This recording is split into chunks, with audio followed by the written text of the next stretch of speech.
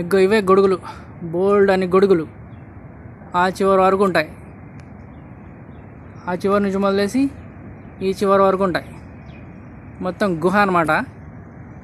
ఈ గుహలో చక్కగా మనం నడుచుకుంటూ వెళ్ళచ్చు సరదాగా, బాగుంటుంది. ఎండ ఉన్న టైంలో ఇంకా బాగుంటుంది ఎండ. కాకపోతే ఆ ఎండలో రావాలంటే ఏం లేదు, అయిపోతాం, మాడి మసి అయిపోతాం, ఆమ్లెట్లు అయిపోతాం. అందుకనే ఇక కొంచెం ఈవినింగ్ టైంలో వచ్చాను అనమాట బయటికి. ఇవన్నీ చూసారా, మొత్తం ఇదంతా ఓడల మర్రిలాగా ఎలాడదీశారు. అదే బయట చూపించాను కదా ఇందాక వీడియోలో, తొట్లు. ఆ తొట్టులో నుంచి పెరుగుతూ ఉంటాయి మొక్కలు. మరి దీనికి ఎంత మెయింటెనెన్స్ పెడుతున్నారో ఏంటనేది ఏం మరి. కొర్నిష్, దోహా ఖతార్ అనమాట. ఖతార్లో దోహా అనేది ఒక సిటీ. ఆ సిటీలో మనకి కొర్నిష్ అనే ఏరియాలో ఉన్నాం. ఇది కొర్నిష్.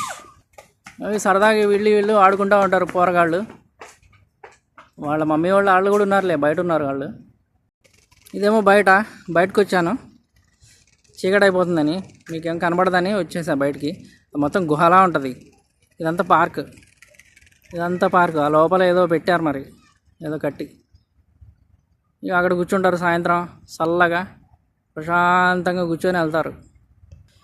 పిల్లులు కూడా వచ్చినాయి అనమాట ఆనందంగా ఎంజాయ్ చేయడానికి. పిల్లులు ఎక్కువ ఉంటాయి ఇక్కడ, పిల్లుల్ని బాగా పెంచుతారు ఇక్కడ. మరి పిల్లులు అంటే ఎందుకని ఎంత ఇష్టమో తెలీదు. మొత్తానికైతే ఖతార్లో, కువైట్లో, గల్ఫ్ దేశాలు పిల్లులు బాగుంటాయి. అదనమాట. ఇటు నుంచి వెళ్ళచ్చు, అటు నుంచి వెళ్ళచ్చు. మొత్తం 4 పక్కల ఉంటాయి ఈ గుహల్లాగా, గొడుగులు ఉంటాయి లోపల. బాగుంటుంది. ఇదేమో మెట్రో ట్రైన్కి కిందకి వెళ్ళడానికి.